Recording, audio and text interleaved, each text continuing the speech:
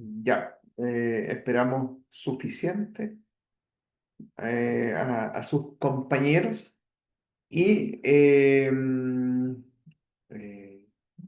tenemos solo 8 participantes, pero vamos a tratar de avanzar. ¿Ya? Esta sesión va a ser un poco más práctica, así que vamos a crear dos salitas. ¿Ya? ¿Cuál va a ser la idea? La idea es que somos 8, vamos a crear dos salas y vamos a analizar un caso clínico de heridas y de OASE. ¿Ya? Entonces, voy a crear las salas y cuáles son las instrucciones. Van a tener que analizar el caso en detalle, van a tener que determinar, bueno, van a tener que responder unas preguntas, van a tener que elaborar un plan de acción y una persona del grupo con cámara encendida va a explicar el caso a sus compañeros, ¿ya? Así que voy a crear las salidas para que empecemos a avanzar. ¿Ya? Abrir todas las salas. Ahí se tienen que ir uniendo a las salas. Por favor.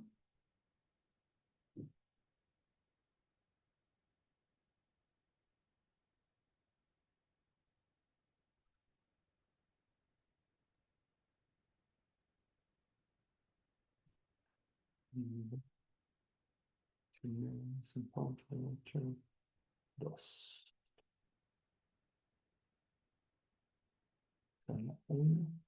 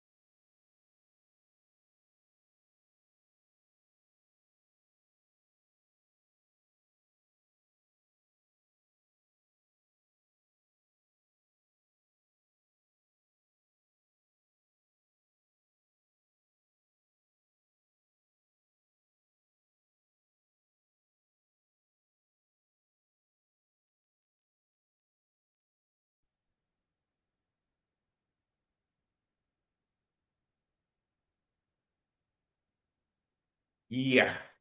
Ya. ¿Qué tal? ¿Cómo les fue? Bien. ¿Muchas, muchas Ujú. dudas? Falta un poquito de tiempo. Sí, nos falta un poquito. Sí. Ujú. ¿Serio? Ya, bueno, acá lo que les haya faltado o aquellas preguntas que no hayan respondido las podemos ver acá entre todos. ¿Ya? Entonces, representantes de la sala número uno, ¿quién fue el seleccionado? No seleccionamos a nadie. No.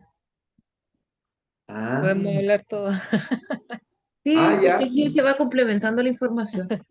Pero muy bien, Fernanda, excelente. Ya, entonces todos van a tener que prender la cámara. Ujú, Eh, cuando hablo. Ya, ujú. muy bien, Hola Priscila, buenas. Daniel, Disculpe que llegué tarde, que no, no, llegué del turno, no hay lo más problema, rápido que pude. Ay, no hay problema. Les muchas leo para todos, para que también se hagan una idea de cuál fue el caso que se presentó al grupo número uno, a la sala número uno, para que ustedes también vayan inmediatamente, en la medida que vayan leyendo, vayan imaginándose el caso y puedan pensar en lo que ustedes también podrían realizar y también puedan ir comparando con lo que sus compañeras están mencionando, están proponiendo. ¿Ya? Caso número uno, herida cortante sin shock, dice. La situación es la siguiente.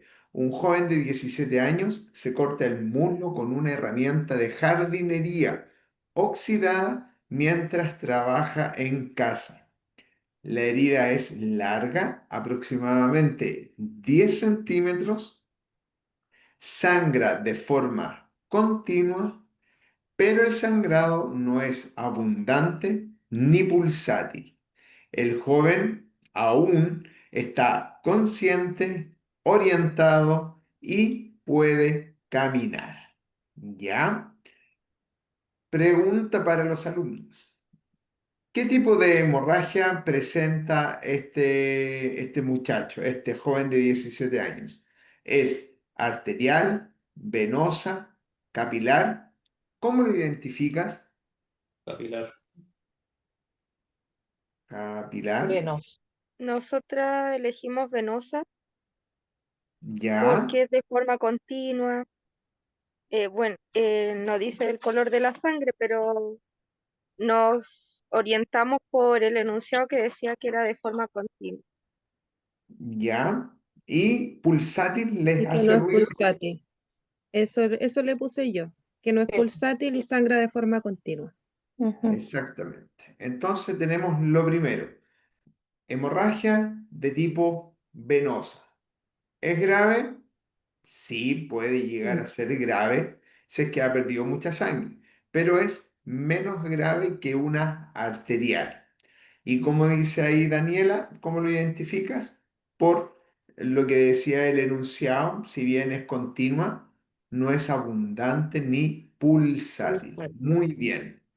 ¿Cuál es el primer paso que realizarían ustedes cuando se enfrentan con la víctima?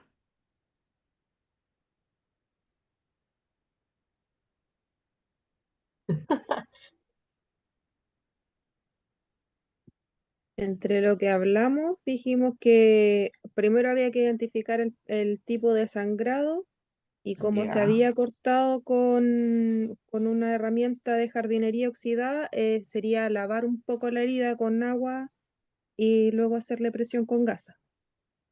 Ya, oh, muy bien, Ah, sí, primero ocupar guantes para poder revisarle, hacer presión. ya, excelente, muy bien. Claro, en la medida que andemos en la medida que Claro, andemos con guantes, podríamos eventualmente, sí, colocarnos guantecitos para... Ahora, el diario vivir es muy poco probable que puedan andar con guantes, O pero sería sí, lavarse las manos para poder direccionar la herida. exactamente. O, claro, pero ¿y qué pasa si no tienes agua? Probablemente sea necesario llegar y ocupar cualquier elemento, no sé, cualquier Pañito. prenda, quizás alguna bufanda, no sé si un calcetín, no sé, pero Según las circunstancias, yo creo. Porque sí, la mejor opción es un paño limpio o un apósito o una claro, gasa. Pero claro, si está en un extremo de que no tiene alguno de ellos, yo creo que cualquier cosa sirve para exactamente. Y presionar ahí, y detener un poco la hemorragia. claro, y ahí podría llegar el caso de que, claro, ni siquiera tengamos guantes, y ahí yo creo que hay que inmediatamente pensar, ya, ok, tengo alguna herida en mi mano. Ajá, eso. Porque, claro, existe la posibilidad de que exista, si tengo una herida, tengo ruptura de la piel de cualquier tipo y voy a entrar en contacto con la sangre sin guantes, claro, podría ser un poco más peligroso. Ahora, en este caso, eh, si no tengo herida, podríamos realizar una compresión directa piel, aunque, claro, en los primeros auxilios siempre recomiendan realizar una compresión con alguna tela, una gasa estéril, una gasa limpia o con cualquier cosa, en realidad, que no sea más sucio de lo que, no sé, pues no vamos a pescar un papel que estaba en el piso o un guante en el piso que encontramos y vamos a presionar. Asumiremos de que por lo menos nuestra ropa podría estar menos contaminada de lo que podría estar cualquier otra prenda de vestir. ¿Ya? Profe, pero ahí en el caso decía que estaba en la casa. Entonces, Es en base a eso nosotros que obviamente uno, no sé, pues, mantiene guantes o hay agua y podríamos eventualmente limpiar antes de hacer la presión. exactamente. Sí, sí, ahí si está en la casa perfectamente podría ir a buscar un paño incluso de cocina que lavó, no sé, y que los tiene ahí guardaditos perfectamente con presión firme. ¿Ya? ¿Qué más realizarían ustedes como primera instancia? ¿Esa era la pregunta? Sí. ¿Cuál es el primer paso que debes realizar al llegar con la víctima? Claro, arriba ya está un poco descrito. Evaluar nivel de conciencia, si es que está orientado, si es que ha perdido mucha sangre o no. Recuerden que la pérdida de sangre puede llegar a ser sinónimo de desorientación y pérdida de conciencia. ¿Cómo actuarías si el apósito se empapa de sangre? ¿Qué es lo que harían ahí? Ponemos Poner otro otro encima. sobre ello. Ya. ¿Y sacamos el que está o lo dejamos No, ahí? No? se deja, Bajamos. hay que dejarlo, no hay que sacarlo y colocar uno sobre el que ya está empapado. Exactamente, porque Y eso también también. podría, y también lo ideal sería, bueno, yo lo veía por tema de brazo, me fui en esa parte, nada que ver. Ya no está Elevar el bien. brazo por encima del nivel del corazón si es que no hay una fractura. Exact- exactamente. Muy bien. ¿Qué pasa si... ¿cuál era la otra pregunta? Acá la tengo como... Ya, ok. ¿Qué medidas tomarías para prevenir infecciones? Lavarse las manos, Ya, ok, si uno llega y ve a la otra persona, claro, y tiene tiempo para poder, o claro. alcohol gel quizá, se lava las manos rapidito, de acuerdo a la técnica, Ocupar ahí, suero fisiológico. claro, para lavar. Recuerden que el corte fue realizado con una herramienta de jardinería oxidada, ¿ya? Evitar tocar la herida con cosas contaminadas igual. Exactamente, ya. No aplicar Eh, alcohol ni crema. claro. Sí, yo creo que básicamente cubrir la herida que está Ah, sangrando. Y ya con el hecho de cubrir la herida que está sangrando, vamos a evitar que exista. Habría que seleccionar muy bien el objeto con el que vamos a realizar la compresión, si es que estamos en casa. Y también tendríamos que elegir muy bien el objeto o la tela o el elemento con el que vamos a realizar la compresión a nivel, si estamos en la calle, por ejemplo. Ahora, ¿dónde realizarían la compresión? Si fuese típico que se presenta el caso de si es venoso, puede ser a nivel de extremidades inferiores quizás, o sí, una basílica que está acá en el brazo. ¿Dónde realizarían la compresión de una vena? O independiente de cualquier vena, pero ya identificaron que era una vena que estaba sangrando. ¿Dónde realizan la compresión? ¿Distal a la lesión o proximal a la lesión?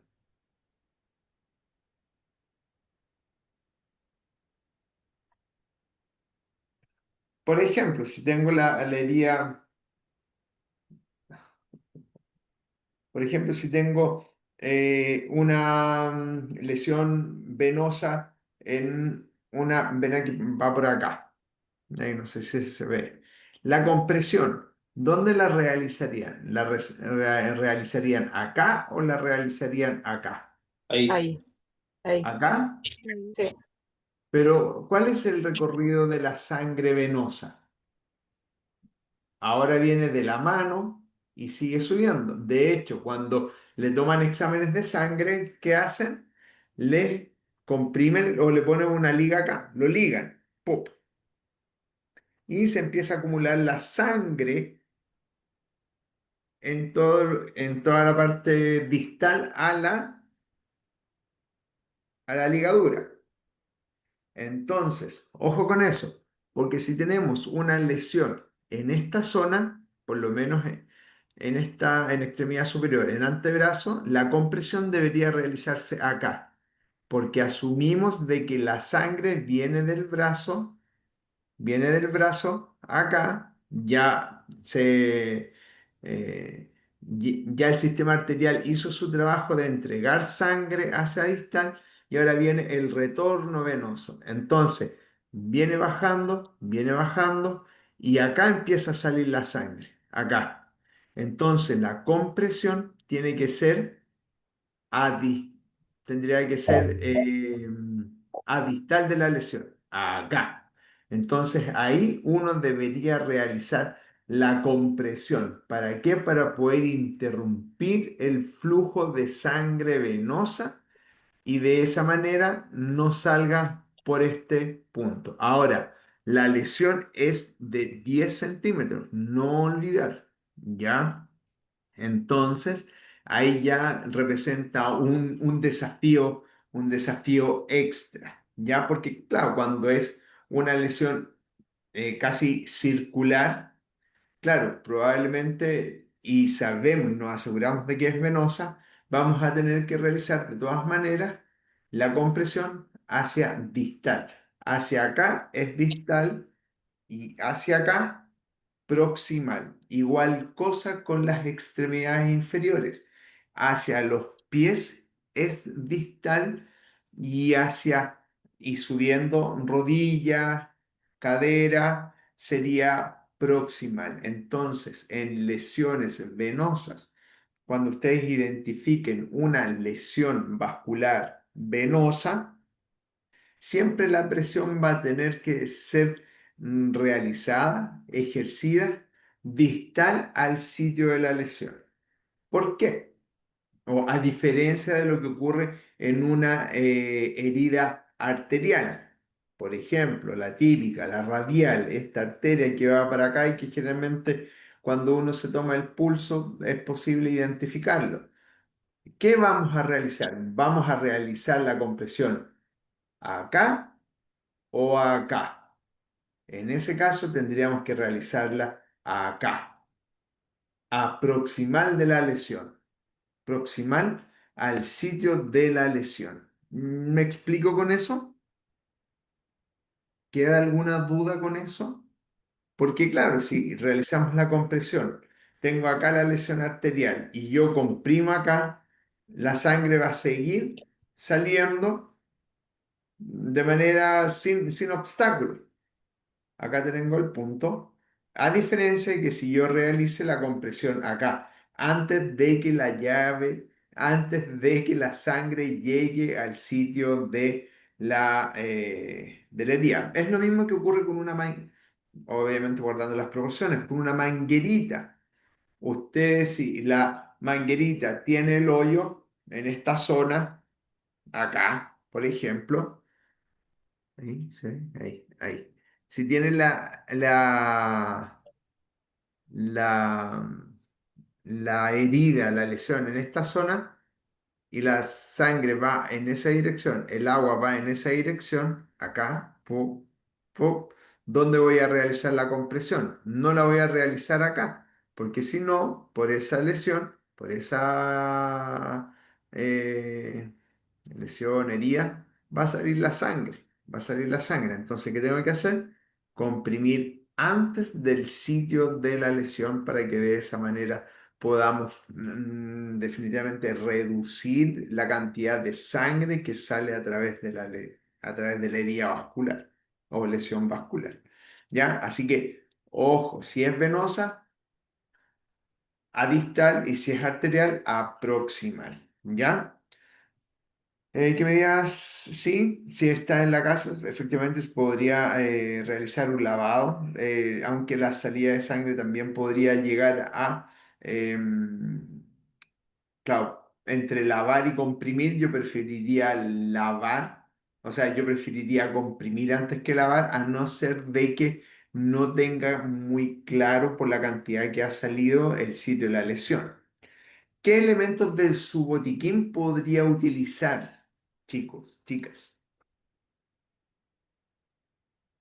Y pusimos gasas, Gasa. vendas.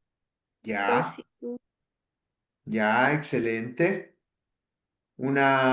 Sí, una telita ahí como para poder afirmar y obviamente siempre estar observando cómo va evolucionando el sangrado, ¿ya? ¿Cuándo creen ustedes que sería bueno derivar a un centro de salud? ¿En Eh, qué caso? Esa fue la que nos faltó contestar, sí. pero yo creo que al tener controlada la hemorragia hay que derivar. Sí, Ujú. Yes. Ya, ya. Ahora, Lo mismo. considerar que que la él está lesión consciente. es de 10 centímetros. Ya, Ujú. yo de todas maneras, o sea, claro, pensando desde el punto de vista eh, cutáneo, probablemente puede que sea necesario quizás alguna sutura, ¿ya? Pero la pregunta iba dirigida, ¿en qué momento creen ustedes que es urgente llevarlo a un centro de salud? Cuando pierde la conciencia. Ok, pero ahí no sería demasiado tarde. Yo creo que si el Claro, es que ahí sangrado tendríamos sigue que haber continuo y llamado. no se puede parar. Bárbara dio en el clavo ahí. ¿Qué dijo Bárbara? Que si el sangrado es continuo y no para con las presiones, hay que llevar a urgencia.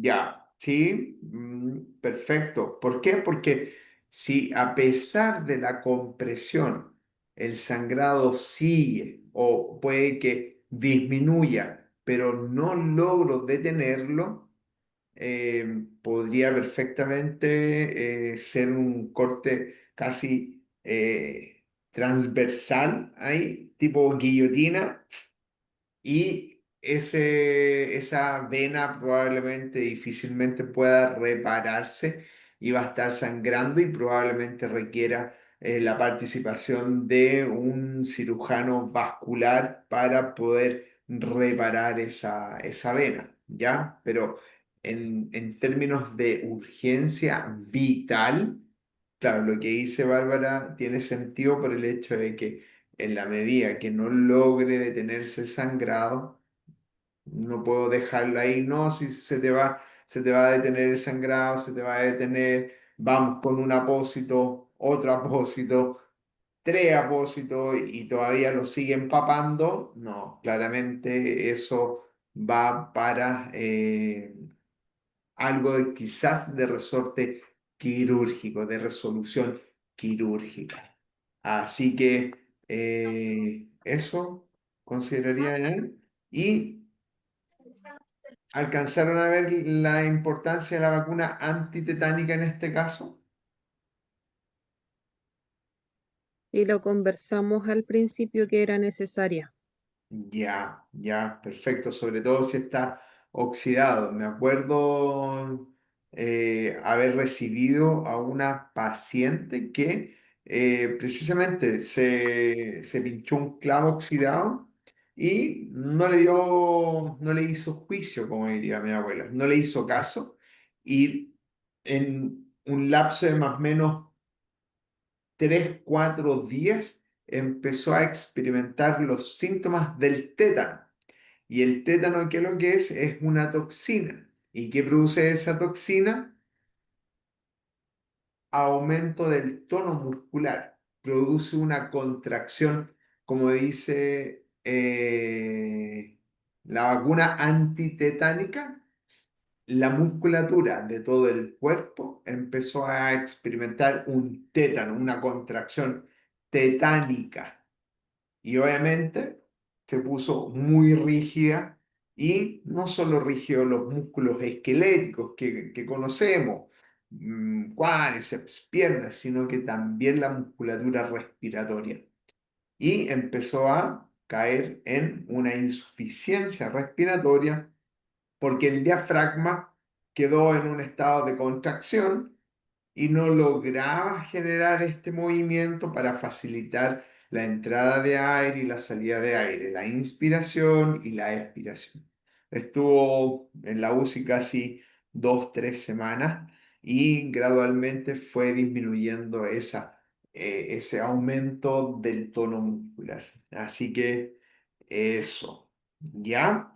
Entonces, el objetivo primario en este caso es controlar el sangrado, prevenir la infección y derivar de una manera oportuna por si requiere puntos o sutura la piel o requiere una reparación del vaso sanguíneo. Y obviamente también para poder administrar la vacuna antitetánica.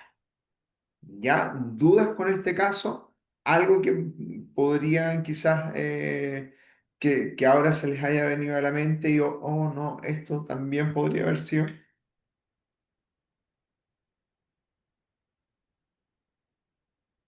No, no, no, no.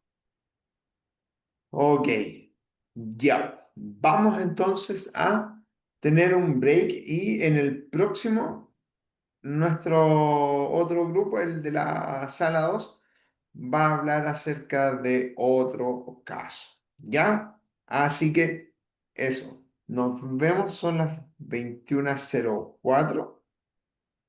En 10 minutitos nos reunimos nuevamente. ¿Ya? Perfecto. Ok.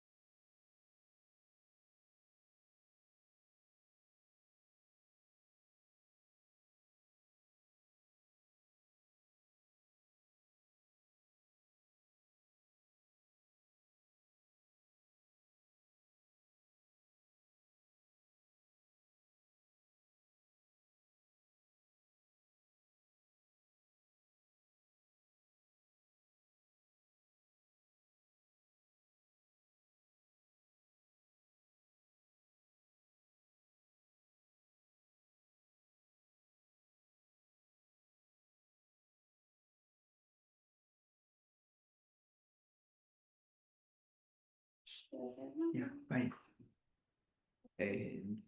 Ya, estamos de vuelta entonces y ahora inmediatamente nos vamos con el grupo número 2. ¿Están por ahí, cierto?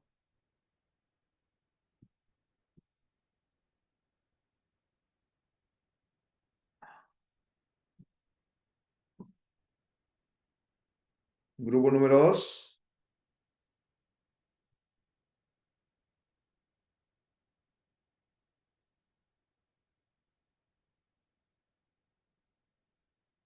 Grupo número 2. ¿Alguien del grupo número 2? Sí, profesor. Ah, ya, muy bien. Muy Yo bien. hablando, pero estaba muteado. Ya, ¿quién va? Yo, O Ricardo y obviamente si los compañeras quieren aportar algo que a lo mejor se le vaya, perfecto. Les cuento el caso. Herida cortante con signos de shock hipovolémico. Adulto de 40 años sufre un accidente con una lámina metálica en un taller. Ahí me imagino que habrán seleccionado la ubicación de la herida. Y la herida es profunda, sangra profusamente, parece arterial, y en minutos la víctima está pálida, sudorosa, con pulso débil y ya empieza a sentir mareos. Lleva, está a más de 40 minutos del centro médico más cercano. Eso es como vivir, eso es como vivir en San Miguel y tener que llegar al, Alampa. al San Borja a las 6 de la tarde. Ahí. Terrible el taco. Pero se ven en Waze y se van a demorar 40 minutos en llegar al centro médico, sí, más cercano o al centro asistencial más cercano. Entonces, dicho eso, ¿cuáles son las preguntas? ¿Qué signos clínicos le hacen sospechar que la persona está entrando en shock? Pero antes de responder, ¿podrían responder en qué consiste un shock hipovolémico? ¿Qué es un shock hipovolémico? Falta de sangre, si no mal recuerdo. Ya, ya, sí, falta de sangre.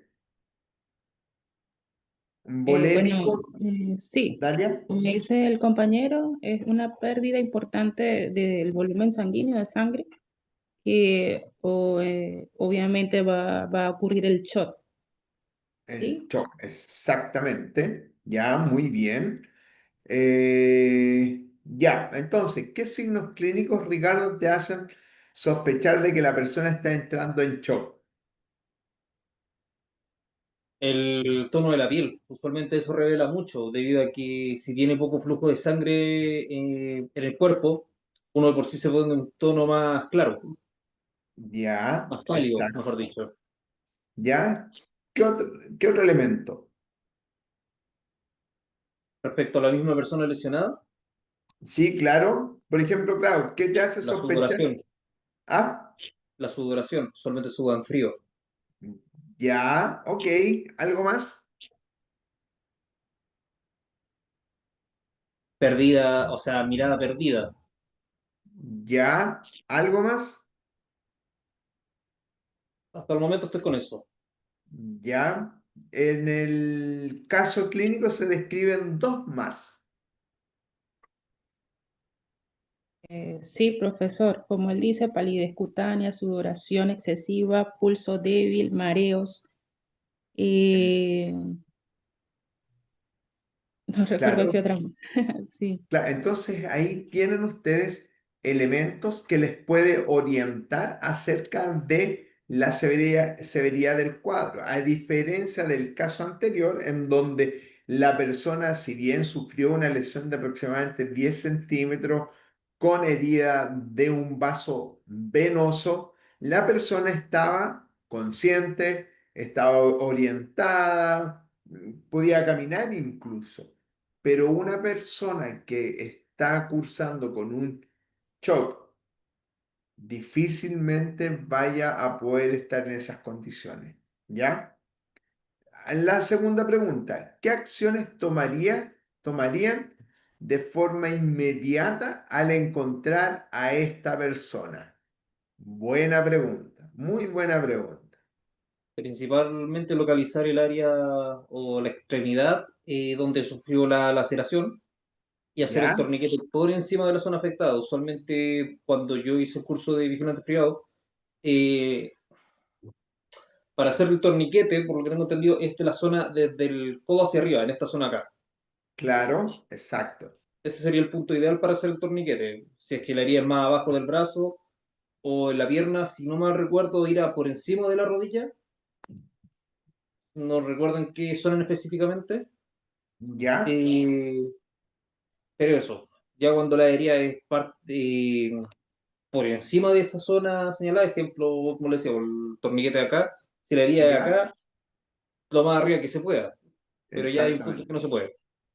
Claro. Ahora, claro, yo creo que si la herida es a nivel de muñeca, claro, el torniquete en el caso extremo en donde pueda existir quizás, no sé, una amputación traumática de la mano y salió la mano, claro, no vamos a hacer un torniquete a nivel casi axilar, sino que vamos a ir subiendo, por ejemplo, si la herida es acá, vamos a tratar de Unos 5 desplazarnos centímetros, o sea, al perdón, una tercio mano, una medio. palma. Claro. Después, si la herida es acá, vamos a tratar de subir a nivel de codo. Si la Ya. herida es a nivel de codo, acá, vamos a subir un poco más. Siempre pensando en disminuir el suministro. Claro, porque cuando uno aplica un torniquete, se disminuye el suministro de sangre no solo hacia esa arteria, sino que también a otras arterias que irrigan otros tejidos y que podrían eventualmente afectar la irrigación de esa zona que no está involucrada y podría generar necrosis y extensión del daño, a no ser, como lo hemos hablado varias oportunidades, que sufre una amputación traumática en donde no tenemos forma de poder poner o comprimir los vasos sanguíneos que están en la zona amputada, claramente. ¿Ya? Entonces, lo primero que deberían hacer, si ven a al paciente que está ahí de pie y que a lo mejor está un poco bamboleando y que está ya sudoroso, frío, pálido, lo primero que deberían hacer es acostar a la persona y elevar las piernas, ¿ya? ¿Por qué creen ustedes que deberían elevar las piernas? Para oxigenar más el cerebro, por lo que no entiendo. ¿Ya? Sí, ¿Dalia? para estimular más el retorno venoso, para estimular más el Facilitar retorno. Sí, exactamente, facilitar el retorno de la sangre venosa que podría estar acumulada o que sí, que podría estar acumulada en las extremidades inferiores. Entonces, de esa manera, al elevar las piernas, toda la sangre que está en las extremidades inferiores comienza a bajar y comienza a llegar más sangre al corazón y el corazón puede bombear más sangre y podría transitoriamente corregir los síntomas del shock. Ahora, eso es una medida, es tratar de apagar un, un fuego sí, es como con muy básica, ¿no? en un Ten- bosque sí, con un vaso de agua. No va a ser sí, suficiente, pero sería claro. una de las primeras medidas que deberían de implementar. Acostar a la persona, elevar las piernas, no dejarlas solas. Y si la persona arriba, como dice, comienza a sentir frío, habría que abrigarla. Si está con mareos, no le vamos a dar alimentos, claramente. ¿ya? Entonces, claro, como decía también Ricardo, si es necesario, aplicar un torniquete. ¿Y hay alguna aprehensión o cosa que deberíamos saber, Ricardo, con respecto al torniquete? ¿Algo más? Si es que uno no tiene un torniquete profesional a mano, lo ¿Ya? ideal sería usar una corbata o un cinturón. ¿Ya? Sí, lo Ok. ideal es Nunca usar el ejemplo de los cordones de zapato, eso nunca. Ah, ya, ya. Sí, buen punto ese. sí. Mm, Dale. Retomando un poquito la idea, es si se hace el torniquete cada cierto tiempo, por ejemplo 15 minutos, eh, como que aflojarlo y volverlo a presionar para evitar que el tejido que continuo se deteriore, ¿sí? Ah, claro. Sí, sí, sí. Deberíamos de mantenerlo, ¿me acuerdo?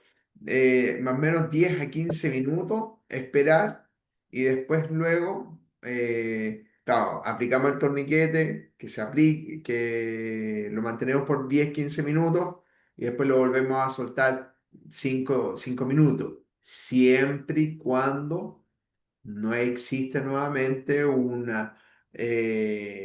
Cuestión traumática. pueda persistir el sangrado, pero me imagino que ya irán camino a la urgencia, ¿o no? Ricardo, ¿lo Eh, llevarían a la urgencia o no? En qué momento ustedes pensarían en llevar a este paciente a la urgencia? ¿O en qué momento ustedes ya realizan la llamada como para poder avisar que la situación es grave? Lo ideal sería en el momento de que uno encuentra a la persona, llamar a los servicios de emergencia, porque Exacto.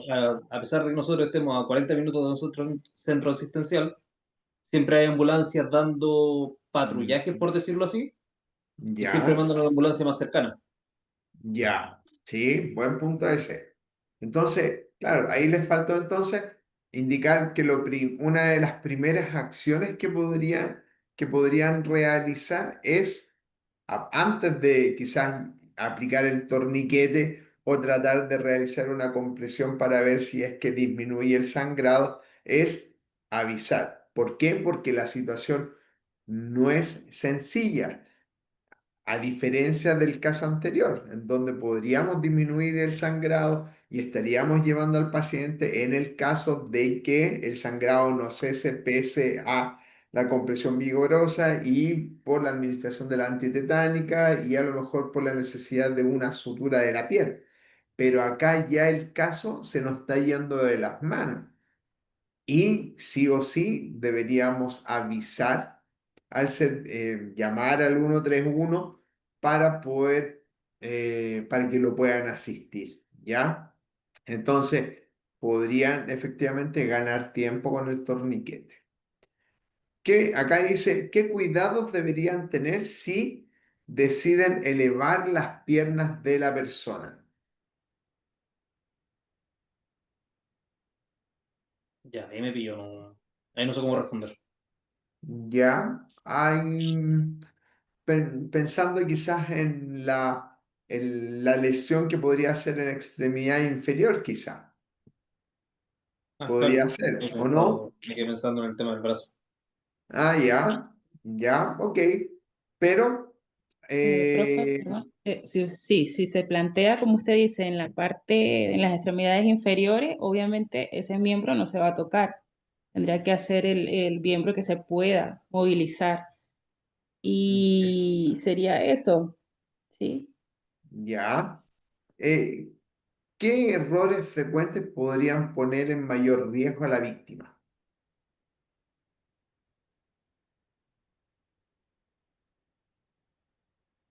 No hacerle una buena presión como torniquete por encima de la herida, Ya, O a sea, colocarlo quede por debajo de la herida. exacto, ya, o hacer un torniquete en el lugar no adecuado y ya. no, ya no hubo hacer el llamado de inmediato a la atención médica, como por ejemplo a la ambulancia, no sé, bombero, carabinero, para que nos ayuden al traslado en caso de que no podamos hacerlo.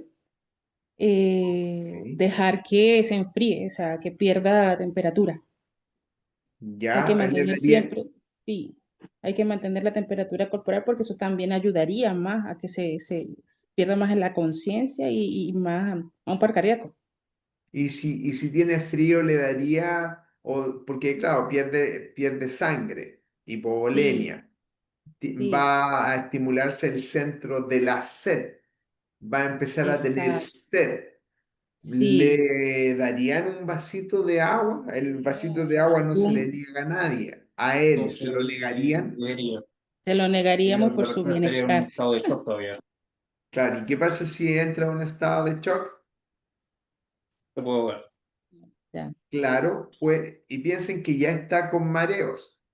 Generalmente con mareos viene asociado el vómito. Entonces, si ustedes le dan un vasito de agua, puede pasar perfecto, pero si el shock sigue profundizándose, el mareo puede acentuarse y puede aparecer el mareo y el vómito. Y lo peor que nos podría ocurrir en un paciente que está comprometido de conciencia, con incapacidad de proteger la vía aérea por el reflejo tusígeno, es que ese vómito pase finalmente a la vía aérea.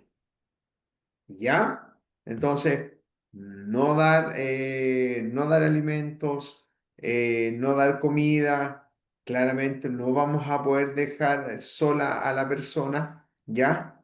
Y lo más importante, estar muy atento al momento de que exista compromiso de conciencia, no responde no responde al estímulo, de nuevo, no responde al estímulo táctil, al estímulo verbal, al estímulo táctil, al estímulo doloroso, no respira o respira una respiración quejumbrosa, ¿ya?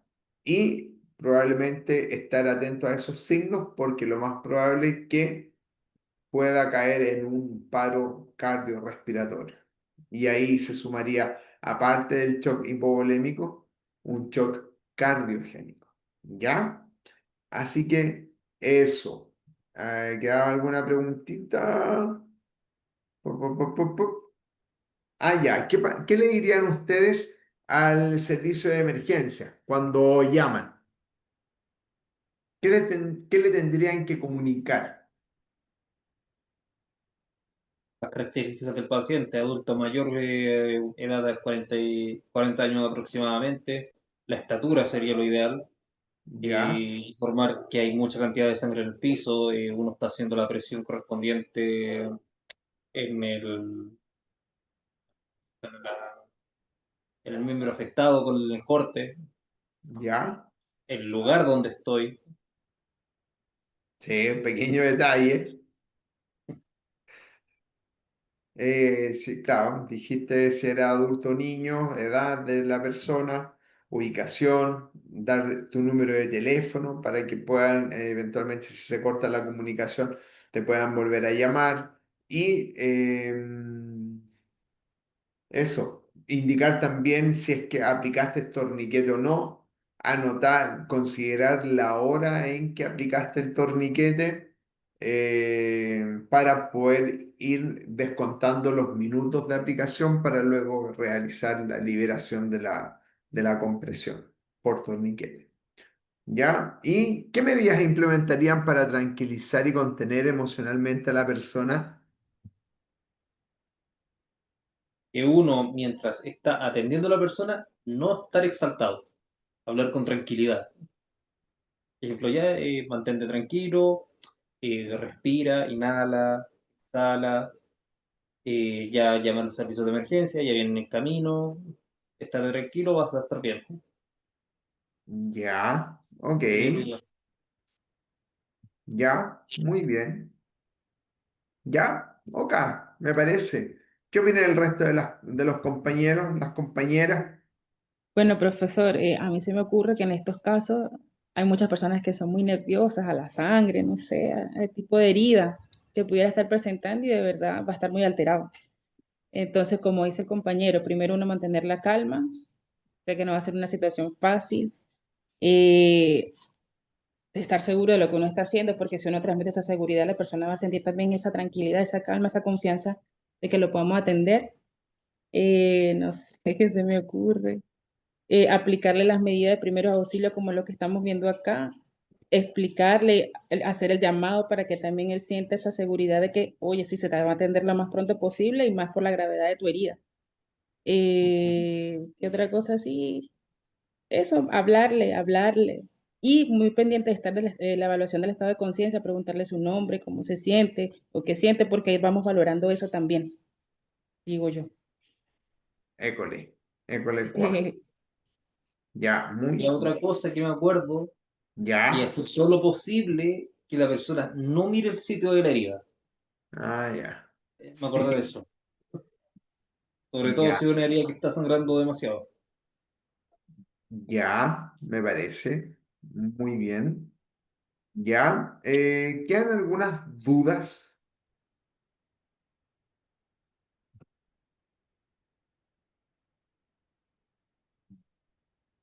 Si nosotros tenemos dudas, ¿Sí? ¿O el resto de los compañeros? yo por lo menos no. No, Ya, profe. ok, Profesora, así rapidito, que se me generó esta duda.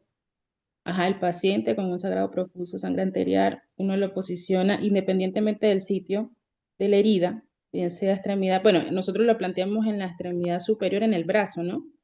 ¿ya? Que se acuesta horizontalmente, se eleva las piernas, en ese caso también se elevaría el brazo. Sí, sí, yo creo que todas aquellas medidas que dirigidas hacia todas aquellas medidas que busquen disminución del flujo sanguíneo de sangre hacia la extremidad afectada van a ser bienvenidas. Probablemente no es que vayan a resolver el problema, pero sí van a claro, es como si van a contribuir a disminuir el sangrado, si van a contribuir a disminuir la presión arterial, en el caso de sangrado arterial. Y esa presión con que sea, no sé, un par de milímetros de mercurio menos, sin duda podría llegar a disminuir la cantidad de sangre que bombea el corazón hacia afuera o que sale por la arteria. Y es más efectivo cuando el sangrado es venoso, ¿ya? Vamos a evitar que la sangre arterial llegue hacia arriba y si disminuye la cantidad de sangre que llega a la mano cuando está elevada, vamos a tener menos sangre venosa. Entonces, es una medida con la que uno podría eventualmente ganar tiempo, ¿ya? Ok, profesor, y en otro caso donde el paciente, la persona, esté con mucho mareo, está perdiendo la ¿Ya? conciencia, está acostado horizontal, pero vomita. En bloque hacia el lado. Pup. El lado derecho, izquierdo. Eh, ¿Es puede indistinto? ser indistinto, indistinto. Dependiendo del lado donde... No, indistinto. No te podría decir, ah, ya, no. Es mejor que lo gires hacia el lado izquierdo. La única recomendación para qué lado uno la podría sacar pensando en admitir todo. Andrea, hay toda Andrea uniéndose. Y por la ubicación del bronquio derecho y el bronquio izquierdo.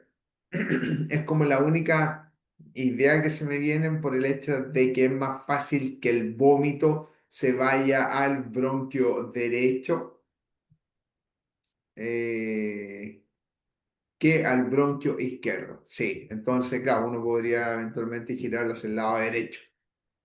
Pensando en esa, teniendo ese como argumento, pero no es indistinto, ¿no? A mí por lo menos me han tocado pacientes que vomitan y se le gira la cara para que el vómito pueda salir. No, no hay una apreciación con respecto a si es que es mejor que vomite hacia el lado derecho o si es mejor que vomite estando hacia el lado izquierdo. Así que no, no te podría decir ahí, Dalia, hacia qué lado es mejor. ¿Ya? Ok, ok. Ya. Ahora va a ser la noche de los casos clínicos. Voy a compartir acá esta. Y vamos a tratar de sacarlo entre todos. ¿Hay alguien ahí? Sí. Ya. ¿Qué pasa con este caso? Tratemos de sacarlo entre todos. ¿Qué pasa con este muchacho? Leamos el caso. Este caso es súper común, es súper común. Hombre de 55 años almorzando en su trabajo cuando comienza a toser de manera fuerte. De pronto, ¿qué ocurre? Se lleva las manos al cuello. No puede hablar ni toser efectivamente. ¿Y qué ocurre? Obvio, comienza a desesperarse. Está consciente, pero con signos de asfixia evidente. ¿Qué se les viene a la mente con ese caso? Andrea, ¿qué no hace Andrea?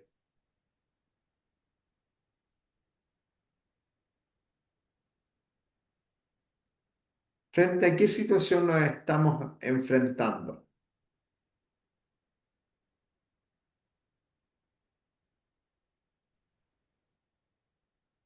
Uno va a ser. Un óvase, exactamente. Ahí ya más o menos hay alguna idea. Ahora, ¿es un óvase leve o un óvase grave? Grave. Grave. ¿Por qué es grave? Daniela fue. Daniela, ¿por qué es grave? Se llevó las manos al cuello, eso indica que tiene una obstrucción severa. Exactamente. ¿Por qué otra razón usted podría llegar a esa conclusión?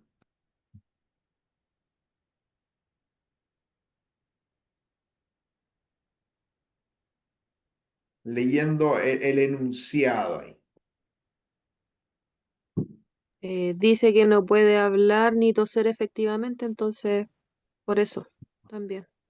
Exactamente. Entonces, persona que está llevándose las manos al cuello no puede hablar ni toser efectivamente, porque el cuerpo extraño finalmente obstruyó por completo la vía aérea, no genera flujo ni de entrada de aire ni de salida de aire. Por eso no puede tomar aire para hablar, ni tampoco puede tomar aire para poder toser. Ya, muy bien, Daniela, muchas gracias. Y tenemos que estar consciente. A ver aquí, ¿a quién le pregunto? ¿A quién le pregunto? A Maribel. Maribel Guerrero.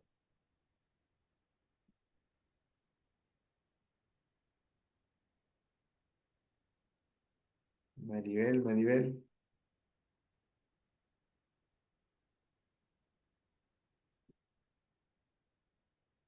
Ya, debe estar ocupadita Maribel. Entonces, ¿cómo deberíamos posicionarnos correctamente para aplicar la maniobra de Heimlich?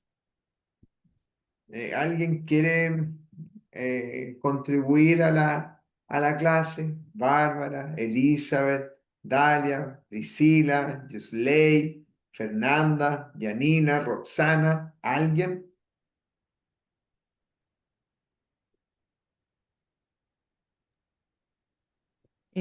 Profesor, bueno, posicionarse Yo, correctamente para, perdón, Ahí, ¿quién? ¿continúo? A ver, ¿quién había hablado? Sí, continúa, Dalia. Ya, Sí, dale, le iba a decir póngale. sí, profe. Le iba a decir sí, profe, estamos acá. Bueno, contestando a la pregunta de la posición, es colocándose detrás del paciente, ¿no? De la persona. Ya, Eh, Me imagino explicarle un poquito que le vamos a ayudar a hacerle una maniobra para poder expulsar el objeto extraño, el cuerpo extraño.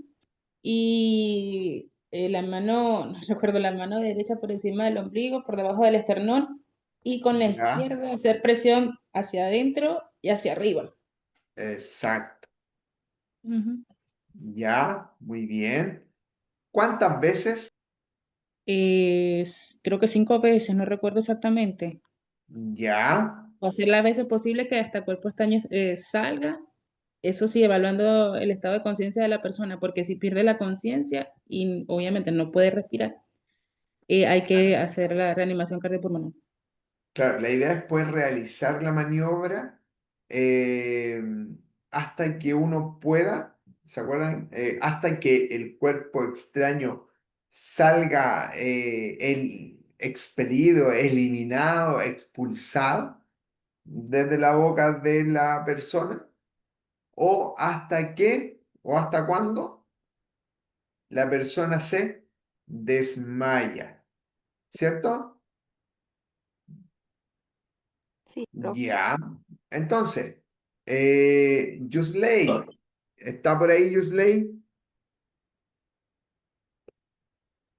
Buenas noches, sí. Yusley, hola, buenas noches. Mire, acá la Dalia estaba haciendo la maniobra de Hemlich y lamentablemente no logró eliminar el cuerpo extraño y la persona se desmayó. ¿Qué es lo que debería hacer usted cuando la persona se desmaya? Pero antes Eh, de eso, ¿por qué cree usted que la persona se desmayó? Porque no puede respirar. Ya, ok. Y si no logra respirar, ¿qué ocurre en su cuerpo? Eh,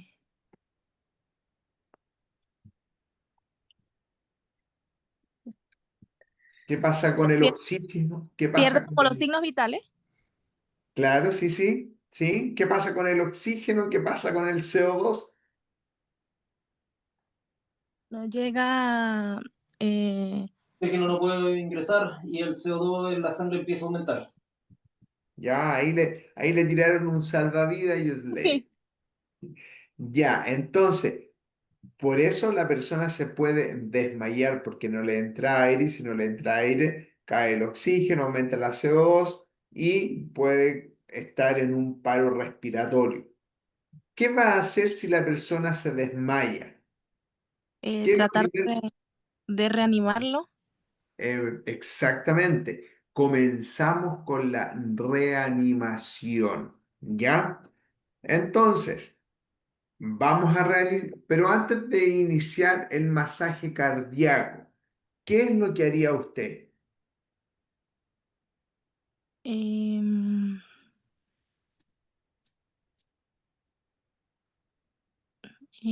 Antes de reanimar. ¿Qué haría yo antes de reanimarlo? Exacto, Eh, no sé, llamar a la ambulancia, a alguien de ayuda exactamente, y de las ya, condiciones que tiene la persona, que le tuve, intenté hacerle la maniobra para expulsar el objeto, pero la persona se desmayó. ok. Y obviamente ahí tiene que indicar, ¿Dónde eh, está? Lugar, Jenny, zona, claro, edad, de dar niño las características adulto, que pasó al caballero o a la persona. exactamente. Y ahí recién Y Intenté ahí reanimar. recién avisar y ahí después, eso en cuestión de segundos, usted puede incluso marcar el 131 y mientras está adquiriendo tono, mientras intenta comunicarse, comienza a realizar. ¿Qué va a realizar ahí? Si el paciente se desmaya, no responde, no respira y el pulso en realidad a esta altura ya no es muy útil. ¿Qué va a hacer? Ay,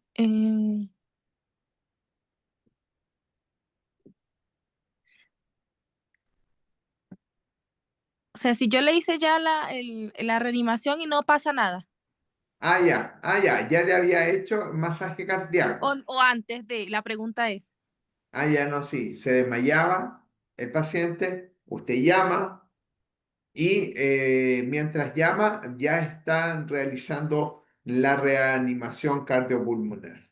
Ya, ok. Y recuerden que era 30 por 2, 120 compresiones por segundo, entre 100 a 120, con una depresión de más o menos 5 a 6 centímetros. ¿Ya? Ya, muy bien, Yusley. Muchas gracias. gracias. Eh, ¿Qué más? Ya. Roxana, mire, respóndame esta pregunta. ¿Qué errores comunes pueden poner en riesgo a las víctimas?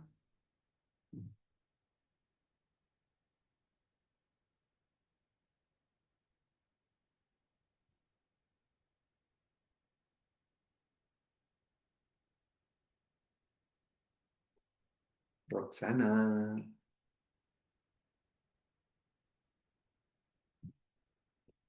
Ya, ok, Roxana. Janina, ¿qué errores comunes pueden poner en riesgo a la víctima?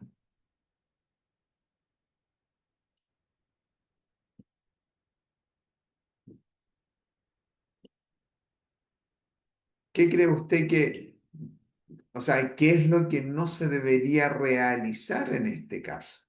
Tratar de sacar el elemento que tiene la persona en la vía aérea con los dedos, si es que uno no lo tiene en la mano. Exactamente.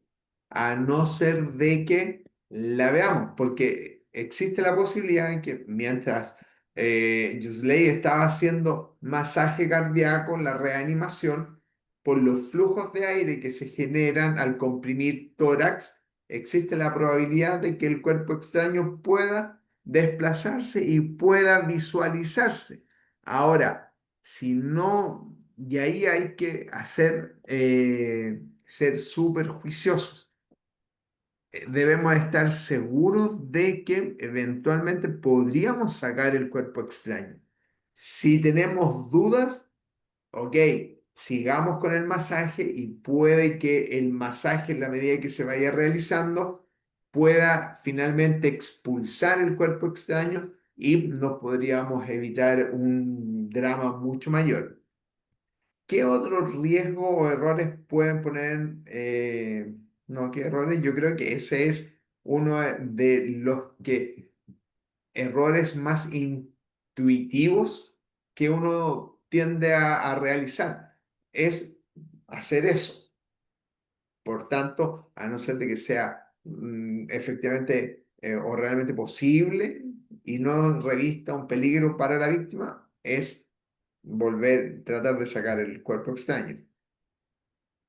La pregunta, Fernanda, ¿cómo evaluaría si la maniobra fue efectiva o no?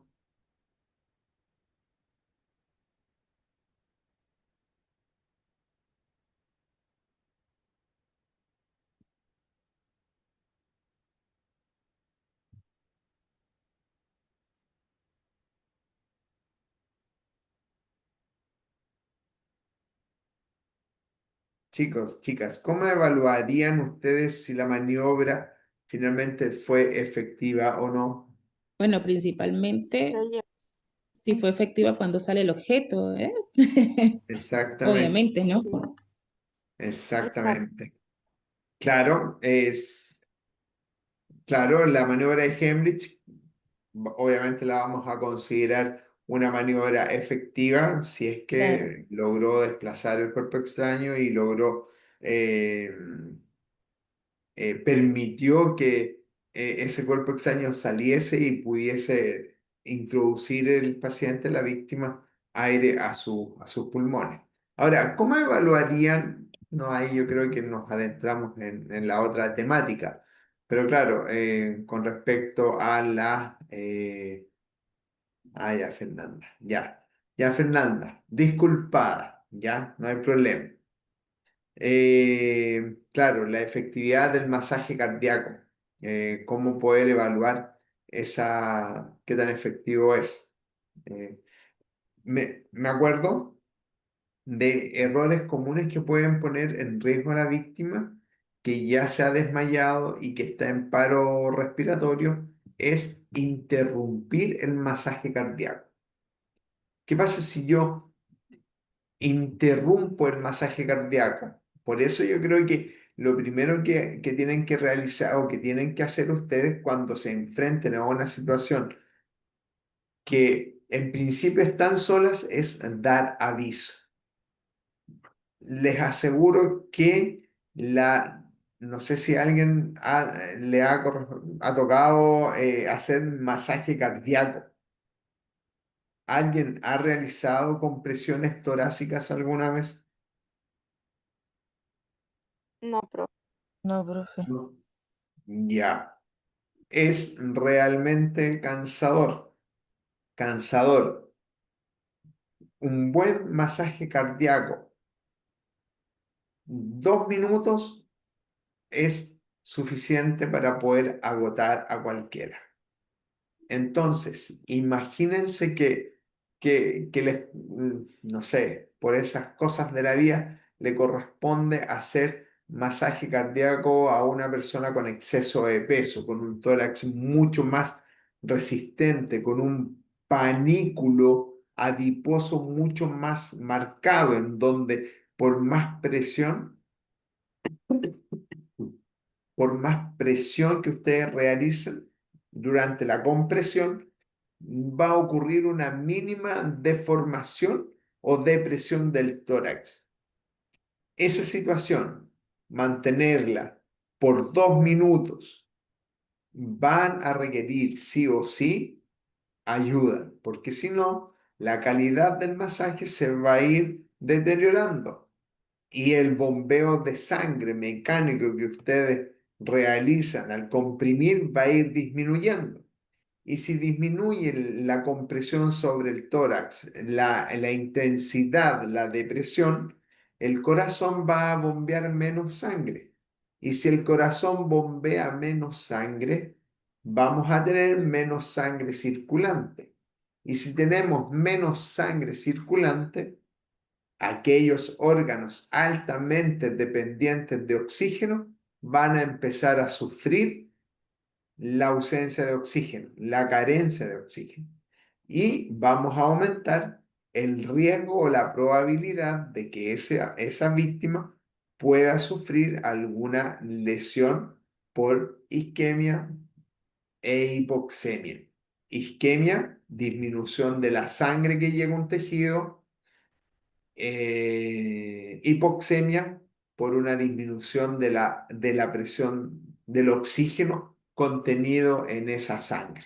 Entonces, otro error común que se puede cometer es pensar de que el masaje cardíaco lo puedo suspender. ¿Por qué? Por lo que les estoy explicando. Entonces, ahí radica la importancia de que puedan avisar, que no estén solos, que puedan indicar lo primero en caso de compromiso de conciencia, no respira, compromiso de conciencia, no responde, estímulo verbal, estímulo táctil, estímulo oloroso, respira mal, gaspeando. Claramente ese paciente existe un alto riesgo de que caiga en un paro cardiorrespiratorio y requiera masaje. Es ahí cuando ustedes ya estén, antes de visualizar esa situación, van a tener que llamar, van a tener que contactarse, van a tener que llamar al vecino. ¿Para qué? Para que puedan realizar alternancia en el masaje cardíaco. Eh, Eso. ¿Dudas? ¿Consultas? No por ahora. Ya, me parece. Eh, Si no hay dudas, no sé si tienen alguna duda. Me puse a revisar el módulo de la plataforma y sí, yo creo que pueden realizar el módulo uno y el módulo 2. Ya vi que algunos ya habían realizado la evaluación. Ya hay hartos casos clínicos como los que planteamos acá, así que yo creo que les va a servir bastante, ¿ya? Les recomiendo que ordenen, que puedan establecer, ya, esto es, ¿qué es lo primero que tengo que hacer? Esto. Después tengo que hacer esto y esto. Y después al final traten de evaluar la situación y, y piensen, ¿qué es lo que no debería realizar? Ya, no debería realizar esto. ¿Y por qué? Por esto. Pero igual podría realizar esto. Sí, puede ser, efectivamente. No, después, no lo recomiendan. Y yo creo que eso es un buen ejercicio para que puedan ustedes ir adquiriendo lo que les decía clases pasadas, como una estructura mental, un algoritmo para poder tener un quehacer o eh, un desempeño al momento de administrar los primeros auxilios mucho más ordenado y puedan salvarle la vida a las personas. Ricardo iba a decir algo, ¿No? ¿no? Ya, ok. Ya pues chicos, chicas, estudiantes, eh, compañeros, todo eso. Profe, Dí- ¿usted Dígame. revisa los exámenes? No. No, de hecho vi Ah, algunos y sí, habían unos que estaban por calificar. Eso, sí, y eso habían otros no. que estaban calificados. Sí. Entonces, ahí no desconozco. A lo Voy a mejor es el sistema. Claro, sí, la yo ya voy como en la- el módulo 2 y claro, mis pruebas ya fueron revisadas. claro, sí, la Así que, inteligencia artificial capaz que esté haciendo pues, su trabajo. claro, sí, sí, ¿Ya? yo creo lo más probable. Ya, Sí. pero podemos seguir respondiendo. Sí, hasta el módulo 2 porque después el módulo 3 que tenemos que empezar a ver es de reanimación cardiopulmonar. Y Ya, también revisé, interesante, me gustó mucho el contenido en el módulo 3 los videos súper explicativos y de hecho está haciendo eso. mucho. Ah, Sí, continúe. Después ya, de. y resuelven muchas dudas, muchas dudas. Así que les recomiendo que lo puedan revisar. Sí, ¿Ya? está mucho mejor que el año anterior. Como les comentaba al comienzo de este curso, el año ¿Ya? anterior las pruebas y ese tema era muy distinto a lo que nos explicaba el Sí, profesor. Y nosotros sí, igual reclamábamos al último, de hecho nos tuvieron que dar más plazos, de hecho ya. todavía está como sin revisar esa prueba, quedó la escoba. Soy Pero testigo esta porque vez con Priscila era, hicimos el mismo curso y nos pasaba eso. sí, esta Ya. vez, esta vez el curso es acorde a lo que usted nos está enseñando y me sorprendió. Sí, sí, fue un gran Sí, esfuerzo ese. Así que hay así que está buenísimo. un yumbito para talento digital. Así que, Sí, talento local. ¿Ya? sí, sí. Ya, pues, nos vemos el jueves. Gracias, profe. Profe, Dígame, Daniela. ¿vio el video del muñeco para practicar Oh, RCP? no, no, no. Ya, lo veo ahora. Se me pasó. Pero lo voy a ver. El- lo voy a volver a enviar al grupo de WhatsApp. Ya. De veras, po. De Ah, veras que sí, me porque agregaron aquí ahí no al grupo de estaba. WhatsApp. Sí. Sí, Yo no, profe. ya, espérenme.